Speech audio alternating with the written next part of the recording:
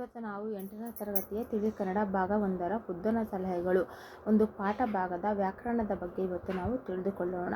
ಇವತ್ತು ನಾವು ಕನ್ನಡ ವರ್ಣಮಾಲೆಯಲ್ಲಿ ಒಟ್ಟು 49 ಅಕ್ಷರಗಳನ್ನು ಒಳಗೊಂಡಿರುವುದನ್ನು ನಾವು ನೋಡುತ್ತೇವೆ.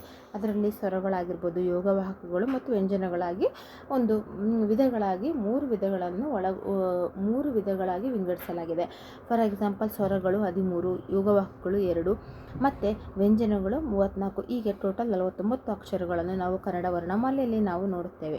ಅದೇ ರೀತಿಯಲ್ಲಿ ಸ್ವರಗಳು ಅಂತಂದರೆ ಸರಳವಾಗಿ, ಸ್ವತಂತ್ರವಾಗಿ, ಸಹಜವಾಗಿ ಉಚ್ಚರಿಸುವಂಥ ಅಕ್ಷರಗಳನ್ನು ನಾವೇನಂತ ಕರಿತೀವಿ? ಸ್ವರಗಳು ಎಂಬುದನ್ನಾಗಿ ಕರೆಯುತ್ತೇವೆ.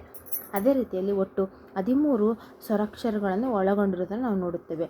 ಅವುಗಳನ್ನು ನಾವು ಏನು ಮಾಡಲಾಗಿದೆ? 2 ಭಾಗಗಳನ್ನಾಗಿ ನಾವು ವಿಂಗಡಿಸಲಾಗಿದೆ. ಅಶ್ವಸ್ವರ ಮತ್ತು ದೀರ್ಘಸ್ವರಗಳು ಎಂಬುದನ್ನಾಗಿದೆ. ನಾವಿವತ್ತು ಅಶ್ವಸ್ವರದ ಬಗ್ಗೆ ನಾವು ತಿಳಿದುಕೊಳ್ಳೋಣ. ಅಶ್ವಸ್ವರ ಎಂದರೆ ಒಂದು ಮಾತ್ರಾ ಕಾಲದಲ್ಲಿ ಉಚ್ಚರಿಸುವಂಥ ಅಕ್ಷರಗಳನ್ನು ನಾವೆಂತ ಕರಿತೀವಿ? ಅಶ್ವಸ್ವರಗಳು ಎಂಬುದನ್ನಾಗಿ ಕರೆಯುತ್ತೇವೆ.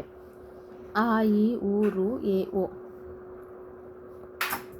ಅದೇ ರೀತಿಯಲ್ಲಿ ದೀರ್ಘಸ್ವರದ ಬಗ್ಗೆ 2 ಮಾತ್ರಾ ಕಾಲದಲ್ಲಿ ಉಚ್ಚರಿಸುವಂಥ ಅಕ್ಷರಗಳನ್ನು ನಾವು ದೀರ್ಘಸ್ವರಗಳು ಎಂಬುದನ್ನೇ ಕರಿತೇವೆ. ಆ, ಇ, ಉ, ಎ, ಐ, ಓ, ಔ ಇವುಗಳನ್ನು ನಾವು ದೀರ್ಘಸ್ವರಗಳು ಎಂಬುದನ್ನೇ ಕರಿತೇವೆ. ಯೋಗವಾಹಕಗಳು 2. ಯೋಗ ಅಂತಂದರೆ ಕೂಡಿ ಎಂಬುವಂಥ ಸಂಬಂಧ, ವಾಹ ಎಂದರೆ ಹೋಗುವಂಥ ಎಂದರ್ಥ. ಅಂದರೆ ಯೋಗವಾಹಕ ಎಂದರೆ ಕೂಡಿ ಹೋಗುವಂಥ, ಅಂದರೆ ಬೇರೆ ಅಕ್ಷರಗಳ ಜೊತೆಯಲ್ಲಿ ಉಚ್ಚರಿಸಬಹುದಾದ ಅಕ್ಷರ ಎಂದರ್ಥ ನಾವು ಕಾಣುತ್ತೇವೆ. ಅದೇ ರೀತಿಯಲ್ಲಿ ಯೋಗವಾಹಕಗಳ 2 ವಿಧಗಳು ನಾವು ಕಾಣುತ್ತೇವೆ. ಅನುಸ್ವಾರ ಮತ್ತು ವಿಸರ್ಗ ಎಂಬುದನ್ನೇ ಕರೆಯುತ್ತೇವೆ. ಯೋಗವಾಹಕಗಳು ಅಂತಂದರೆ ಕರಿತೀವಿ. ಈ ಯೋಗವಾಹಕಗಳಲ್ಲಿ ನಾವು 2 ವಿಧಗಳನ್ನು ನಾವು ಕಾಣಬಹುದು: ಅನುಸ್ವಾರ ಮತ್ತು ವಿಸರ್ಗ. ವ್ಯಂಜನಗಳ ಬಗ್ಗೆ ನಾವು ನೋಡೋದಾದರೆ 34 ಅಕ್ಷರಗಳನ್ನು ಒಳಗೊಂಡಿರುವುದಕ್ಕೆ ನಾವು ವ್ಯಂಜನಗಳಂತ ಕರಿತೀವಿ. ಸ್ವರಗಳ ಸಹಾಯದಿಂದ ಉಚ್ಚರಿಸಲ್ಪಡುವಂಥ ಅಕ್ಷರಗಳೇ ನಾವು ವ್ಯಂಜನಾಕ್ಷರಗಳು ಎಂಬುದನ್ನೇ ಕರಿತೀವಿ. ಅದರಲ್ಲಿ ನಾವು 2 ವಿಧಗಳೇ ಕಾಣಬಹುದು. ಅವು ಯಾವ ಅಂತಂದರೆ ವರ್ಗೀಯ ವ್ಯಂಜನಗಳು ಮತ್ತು ಅದೇ ರೀತಿಯಲ್ಲಿ ಅವರ್ಗೀಯ ವ್ಯಂಜನಗಳು. ವರ್ಗೀಯ ವ್ಯಂಜನಗಳಲ್ಲಿ 3 ವಿಧಗಳನ್ನು ನಾವು ವಿಂಗಡಿಸಲಾಗಿದೆ. ಅವು ಯಾವುವು ಅಂತಂದರೆ ಅಲ್ಪಪ್ರಾಣ, ಮಹಾಪ್ರಾಣ, ಅನುನಾಸಿಕ ಮತ್ತು ಅವರ್ಗೀಯ.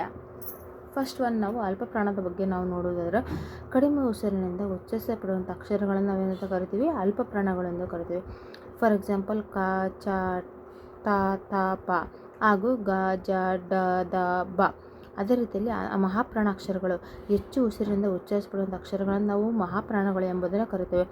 ಕ, ಛ, ಠ, ಧ, ಪ ಹಾಗೂ ಪ, ಝ, ಡ, ಧ, ಬ ಹೀಗೆ ಮಹಾಪ್ರಾಣಗಳಂತ ಕರಿತೀವಿ. ಅದೇ ರೀತಿಯಲ್ಲಿ ಅನುನಾಸಿಕ ಅಂತಂದರೆ ಮೂಗಿನ ಸಹಾಯದಿಂದ ಉಚ್ಚರಿಸಲ್ಪಡುವ ಅಕ್ಷರಗಳನ್ನು ನಾವು ಅನುನಾಸಿಕಗಳೆಂದು ಕರೆಯುತ್ತೇವೆ. ನ್ಯ, ನ, ನ, ನ, ಮ. ಅದೇ ರೀತಿಯಲ್ಲಿ ಅವರ್ಗೀಯ ವ್ಯಂಜನಗಳು ಒಂದು ನಿರ್ದಿಷ್ಟ ವರ್ಗಕ್ಕೆ ಸೇರಿಸಲು ಸಾಧ್ಯವಾಗದ ವ್ಯಂಜನಗಳಿಗೆ ನಾವು ಅವರ್ಗೀಯ ವ್ಯಂಜನಗಳು ಎಂಬುದನ್ನಾಗಿ ಕರೆಯುತ್ತೇವೆ. ಅದೇ ರೀತಿಯಲ್ಲಿ ಯ, ರ, ಲ, ವ, ಶ, ಶ, ಸ, ಹ, ಳ ಇವಿಗೆ ಅವರ್ಗೀಯ ವ್ಯಂಜನಗಳನ್ನು ನಾವು 9 ಅವರ್ಗೀಯ ವ್ಯಂಜನಗಳನ್ನು ನಾವು ಕಾಣುತ್ತೇವೆ.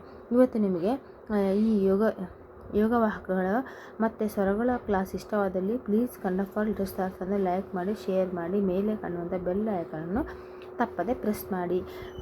ಪ್ಲೀಸ್ ಸಬ್ಸ್ಕ್ರೈಬ್ ಆಗಿ ಕನ್ನಡ ಫಾರ್ ಲಿಟಲ್ ಸ್ಟಾರ್ಸ್ಗೆ. Thank you.